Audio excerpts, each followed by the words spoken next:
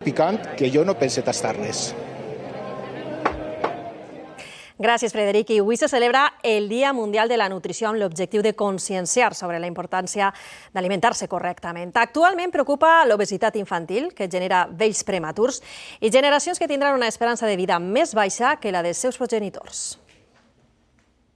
Per a portar una dieta sana hi ha que menjar moltes coses diferents. Recetes fetes a través del pescat. 3 veces a la semana como mínimo pescado. Són algunes de les pautes que ha après l'alumnat i és que cada vegada cometem més errades a l'hora d'alimentar-nos. I aleshores tenim dos problemes importants, tamany de ració i el número de racions que tenim que menjar de cada producte en la setmana.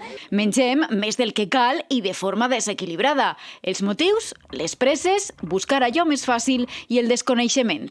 8 racions de proteïnes, de les 8 haurien de ser per cada una d'animal, 2 de vegetal. Avui l'estrella és el peix i aprenen com cuinar-lo. Sushi que hemos puesto con pulpo, una coca de verduras pues con atún. Tenemos aquí unas mandonguilles ahí pues muy valencianas también, con su bacalao. Malalties pròpies de persones majors estan apareixent en perfils joves i és que una mala alimentació en els primers 20 anys de vida té greus conseqüències. Todo ello va a llevar a enfermedades como la diabetes. También la obesidad es un factor de riesgo para problemas cardiovasculares como la hipertensión, gente joven con hipertensión, el colesterol. El consumo excesivo de carne roja sí que se ha relacionado con càncer de colon. I compte també amb el sucre blanc perquè és el producte que més pot alimentar els tumors.